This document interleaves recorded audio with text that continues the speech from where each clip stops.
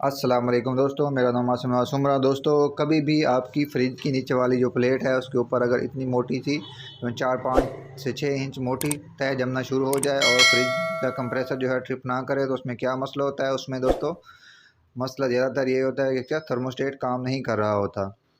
तो थर्मोस्टेट अगर काम ना करे तो दोस्तों आपकी एक तो बिजली का बिल जो है वो भी ज़्यादा आएगा और फ्रिज मुस्तकिल चलता रहेगा और ट्रिप नहीं करेगा। और दूसरा नुकसान उसमें उसका ये है दोस्तों कि कंप्रेसर की जो लाइफ है यानी कि ज़िंदगी है वो कम हो जाती है, यानी कि जहाँ वो 2-3 साल चलना होता है वो साल 1.5 साल के अंदर अंदर ही ख़राब हो सकता है।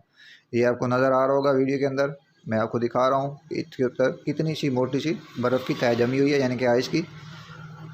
जैसे हम गोले बना सकते हैं, ये देख लें, देखिए गोला नुमा बर्फ़ आपके सामने अभी मैंने इतनी उतारी है, उसके बावजूद भी काफ़ी सारी इसके ऊपर जमी हुई है। तो दोस्तों इसमें मसला सिर्फ थर्मोस्टेट का है, वो वर्क नहीं कर रहा, अपना काम नहीं कर रहा, फ्रिज को ट्रिप नहीं करवा रहा।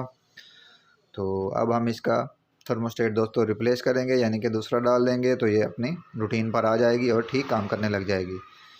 तो ये पेल का फ्रिज है, तो पेल का ही थर्मोस्टेट हमने परचेज़ किया ओरिजिनल, वही हम इसके अंदर लगाएंगे।